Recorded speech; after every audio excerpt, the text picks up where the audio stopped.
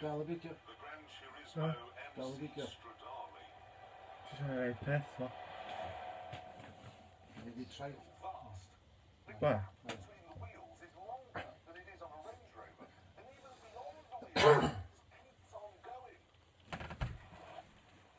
Still, it's now been lowered and lightened and stiffened.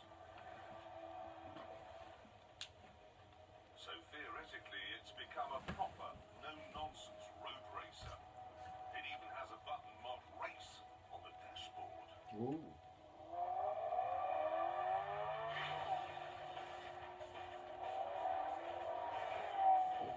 That speeds up the gear changes, backs off the traction control, and turns the exhaust all the way up to 11. Under the bonnet, the V8 has been tweaked, so it's now firing 444 horsepower at the rear wheels. And the results of all this are dramatic.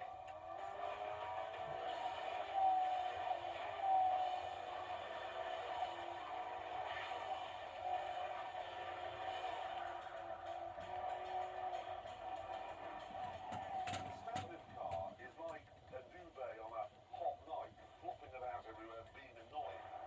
This, though, in race mode, this is as tidy as a marine's bunk.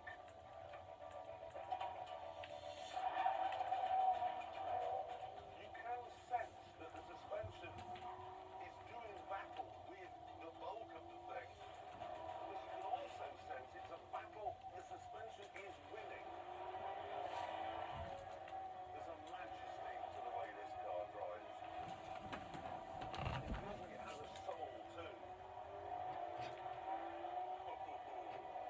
Oh, I like you.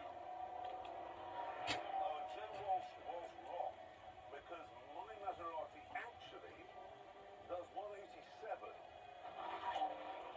So, it goes brilliantly, and thanks to carbon brakes, it stops just as well. However, if you want a road racer, you should know there's a new alternative from the door. Sensible, no-nonsense Germans at Mercedes-Benz.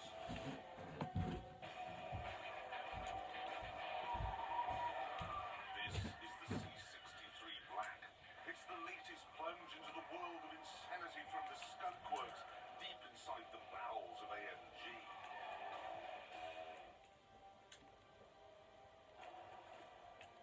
In many ways, it's very similar to the Maserati. Both cost around £110,000. Both are two-seaters. Both have double-clutch gearboxes, and both are jolly fast.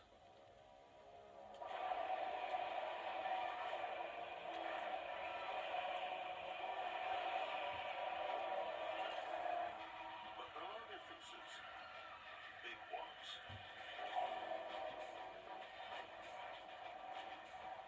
You look at this car, and you take in the aero tweaks on the